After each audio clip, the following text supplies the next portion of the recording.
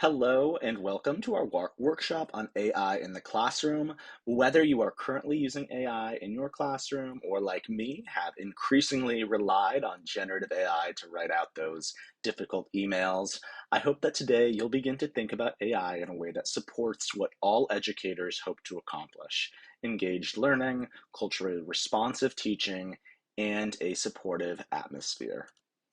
If you didn't receive a digital handout, you can access that here, but you should have received a link to that before we get started here. Let's just make sure you have that digital handout before we get started. Well, before we begin, I would like to just briefly introduce myself. My name is John French, and I'm a current graduate student at Rutgers and a high school library assistant at the Berkeley Carroll School in Brooklyn, New York. I think what is most important to know about me in the context of today is that I consider myself an educator before I consider myself a technologist. So, there are likely others in this room that are more capable of maybe discussing ethical challenges of AI or the digital mechanics of how large language models work. But my goal today is to simply guide us as we explore our own excitements and anxieties about bringing AI into our classroom, but I really want us to begin to recognize how AI can make our lives easier and our practices more aligned with theory and what are considered best practices. So, what will we do today? We are going to explore. We'll be exploring the practical applications of ChatGPT, discovering how it can enrich teaching and learning experiences, including writing effective prompts. We are going to engage in hands-on learning experiences, explorations with ChatGPT, another learning tool, actively discovering how it can improve equitable teaching and learning. And we will finally reflect on our pedagogy as a way to inform how we can best address our weaknesses using AI. We'll also plan next steps for utilizing ChatGPT effectively, and I will share an incredible resource with you as well. What I'd like to have us do first is fill out this quick survey to sort of see where we are at as a group of educators and what our best approaches to learning are, how we approach teaching and learning. If you're watching a recording of this, feel free to skip forward. So it looks like many of us as educators prefer a sort of constructivist or inquiry-based approach to learning. If you're a pre-service teacher or you're unfamiliar with any of these terms, I have really great news for you, which is that ChatGPT recognizes all of these terms. So as we experiment with AI today, I want you to keep some of these in mind. I have a list of these on your handout. But I want you to think, even if they don't reflect your personal approach to teaching, they can be useful in prompting ChatGPT to provide responses that are actually built on a theoretical framework rather than just kind of an assumed or preferred approach to teaching. So one of the strengths I wanted to point out today is AI's ability to both adhere to our personal teaching styles while also allowing us to experiment with increasingly popular forms of learning like guided inquiry, project-based learning, problem-based learning, reflective learning, just to name a few. For those of you who attended my workshop on guided inquiry design, you'll recognize this image. And if you're not familiar with GID, it doesn't mean you cannot begin to incorporate it into your curriculum using a tool like ChatGPT. Maybe you're not interested in experimenting with your pedagogy. Maybe you like to stick what's tried and true, and that is okay too. But I think it's worth mentioning that generative AI and ChatGPT can help us achieve our professional goals. How many times have you read a solid lesson plan online, but it lacked the technology you long to incorporate into your pedagogy? How often have you recognized a lesson that was engaging, fun, interactive, but it didn't deliver the content knowledge you wanted to deliver, or it wasn't developmentally appropriate? Engaging with AI during lesson planning doesn't mean we're asking the machine to do our job for us, but to ask for a creative insight we might not have, or a more academically driven approach to our creative minds. One of the arguments, fears I've heard from colleagues is that AI and students' reliance on AI will inhibit their ability to think critically. While I believe that's totally a valid fear and something we need to discuss further, I want to encourage us today to think about how this technology can be used to create engagement. I want us to watch this TikTok to see how the voice assistant feature works collaboratively. Whether or not your goal is to include more inquiry-based learning in your pedagogy, AI chatbots are an underutilized tool in helping students approach inquiry and brainstorming. You might ask your students to create a similar video with their own research project, discussing and asking questions and receiving feedback. So let's watch that really quick. You know, it's a crime that they have not made a Muppets Lord of the Rings movie. It's definitely a fun idea to imagine a Muppets version of Lord of the Rings. The blend of the Muppets' humor with the epic really entertaining. Just picture characters like Kermit and Miss Piggy in the roles of famous Middle-earth heroes. Who What would, characters would you be most excited to see in a Muppet adaptation of Lord of the Rings? I literally was just about to say the same thing. Who would you cast for each character? Casting Muppets in Lord of the Rings roles would be a fun exercise. Here's a playful take. 1. Kermit as Frodo Baggins, the brave and earnest hero. 2. Miss Piggy as Galadriel, a powerful and elegant character. 3. Fozzie Bear as Samwise Gamgee, loyal, kind, and a bit comedic, perfect for Sam. Yes. 4. Gonzo as Gandalf, eccentric and wise. 5. Rolf the dog as Aragorn, the calm and cool ranger. 6. Animal as Gimli, full of energy and a bit wild. 7. Scooter as Legolas, smart and agile. 8. Statler and Waldorf as Merry and Pippin. They'd add a humorous, slightly grumpy dynamic. What do you think of this lineup? Any changes you'd make?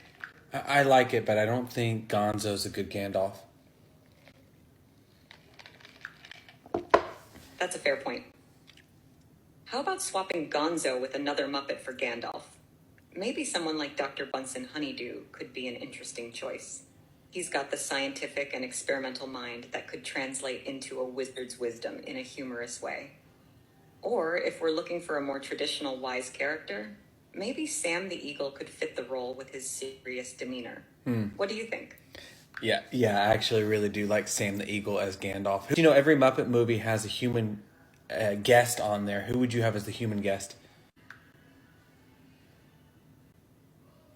For a human guest star in a Muppets Lord of the Rings, someone who can blend well with the whimsical yet adventurous spirit of the story would be ideal. How about Ian McKellen? He's already beloved for his portrayal of Gandalf in the original Lord of the Rings films, so it would be a delightful nod to fans.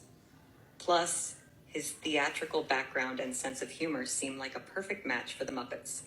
He could play a unique character, or even a version of himself interacting with the Muppets in Middle-earth. What do you think about Ian McKellen joining the Muppets for this adventure? Yeah, I actually think that's perfect. I think all the Muppets should play different characters, and then Ian McKellen is the only human who plays Gandalf. I think that's the perfect formula. That sounds like a fantastic formula. Ian McKellen reprising his role as Gandalf among a cast of Muppets playing all the other characters would be a unique and entertaining twist.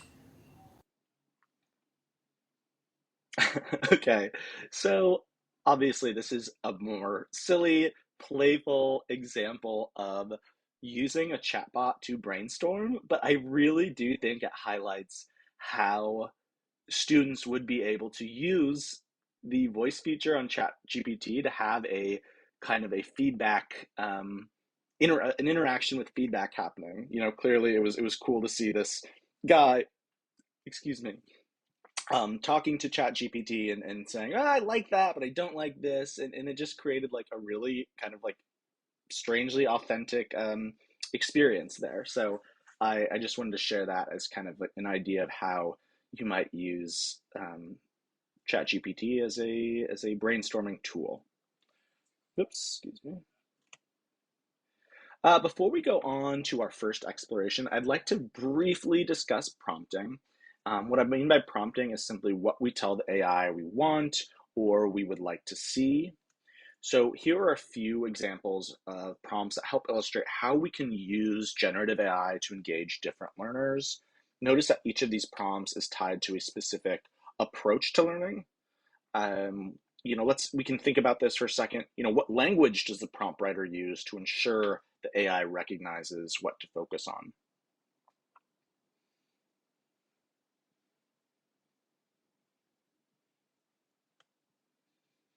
All right, so maybe you notice some keywords there that help the language model figure out what you're looking for. In his book, AI and the Future of Education, Pritin Shah outlines a few key characteristics of how to make solid prompts. We want to avoid being ambiguous or adding unnecessary information. When we can specify, a format or a context or a content, that's better. Obviously, open-endedness can encourage the AI, the generative AI, to encourage, it encourages creativity and exploration. If you're looking for new ideas to try, scaffolding and chaining, providing background information is obviously important. Examples, constraints. If you don't want to give the AI all the information at once, sometimes that can be a better approach. Give it little pieces and add on and add on and add on to get what you're looking for. Okay, so what I'd like us to do now is to open up our laptops for some experiential learning. I'd like you to go to chat.openai.com. If you don't have an account, you can use the username and password on the board. And I would like you to select two of the pedagogical approaches listed on your handout and draft prompts for the same mini lesson of your choosing using those two pedagogical approaches. If you're watching a recording of this workshop, feel free to skip ahead. So I'd like us now to discuss in our small groups what we uncovered as we brought in some of that pedagogical language and we experimented the same lesson from multiple standpoints. I'm going to give you a few minutes to discuss these. If you're watching a recording, feel free to skip ahead. All right. There's plenty of discourse right now surrounding equity and AI, especially in relation to the digital divide, in which students have access to generative AI tools and which students don't. These are all incredibly valid concerns that deserve considerable dialogue and exploration. What I want to think about today is how we can prompt AI to provide a more equitable education experience for our students. I believe technology is only as good as those who have power over it, and it is our role as educators to ensure it does all the good it can. So in his book, again, AI and the Future of Education, Pritin Shah discusses how AI capabilities are ripe with applications for accessibility, including text-to-speech and speech-to-text software. AI can provide real-time translations and language support activities. Teachers can also use AI tools as one component of ensuring cultural sensitivity is made by cross-checking classroom materials for culturally insensitive material. AI can also generate content in different formats to meet different learning styles. How can you include these elements in your prompting? Here's some more example prompts to show how differentiation can be achieved through prompting. You'll notice in the first prompt, we have beginner, intermediate, and advanced, prompting the ChatGPT to look at learner abilities. In our second prompt here, you see auditory, visual, tactile learning to focus on different students' learning styles. Before we keep going, I just wanted to point out that I do not intend for this to be a complete overview of all the incredible apps and sites that can help us accomplish our educational goals for student achievement. Dr. Joyce Valenza of Rutgers University has already curated such a list, which I'll share at the end of our workshop. However, I do want us to explore today one particular resource that I see as a powerful tool in our pursuit of inclusive and equitable education, and that is Diffit. Diffit allows you to adapt any PDF, text excerpt, article, URL, or YouTube video for any reading level or language to help all students access the content you're teaching. This is a great tool if you have an article in mind or want to use for your lesson, but it's not quite suited for your students. It's also a powerful tool to scaffold support for students learning English or emerging readers. So before we explore Diffit in the second exploration today, I'd like us all to first fill out the prompts on this Mentimeter. I'd like you to choose someone else's submission once we've all submitted and use that to guide your exploration of how AI and Diffit can help personalize your pedagogy to be more equitable. Now it's time we're going to experiment with Diffit. If you'd like to try prompting ChatGPT with the same prompt and see how the Diffit output compares to the ChatGPT output, feel free to do that as well. If you're watching a recording of this, feel free to fast forward. All right.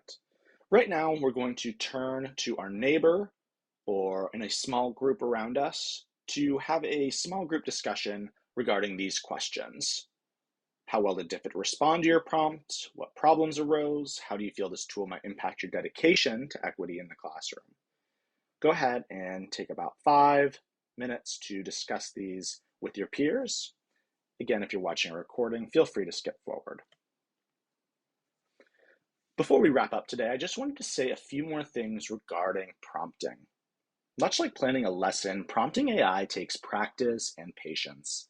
Once you begin to experiment with generative AI's limitations, you'll be able to better take advantage of its strengths.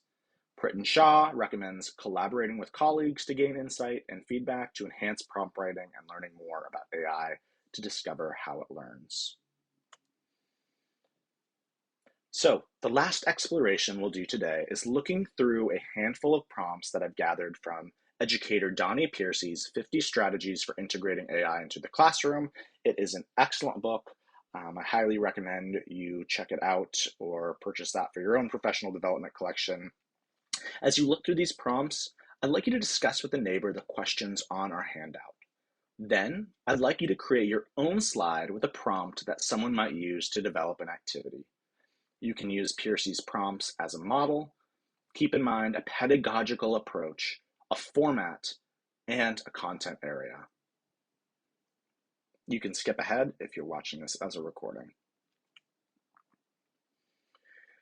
So today, we've only barely scratched the surface in terms of what AI can look like in the classroom, but I hope that you're leaving here today with a more hopeful vision of what generative AI can accomplish when we explore it as a tool for bringing theory into practice and as a weapon against inequity in education. In our digital handout, you'll find the link to an extensive curation of AI tools put together by Dr. Joyce Valenza. This curation is extensive, and I highly encourage you to explore the variety of articles and tools that are presented. Thank you so much for your time. And before you leave today, I ask you take one final Mentimeter to quickly let me know how I did and how I can improve the information that was presented today.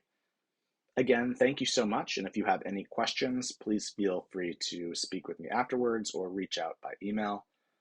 It's been my pleasure, and I hope you have a great rest of your day. Thank you very much.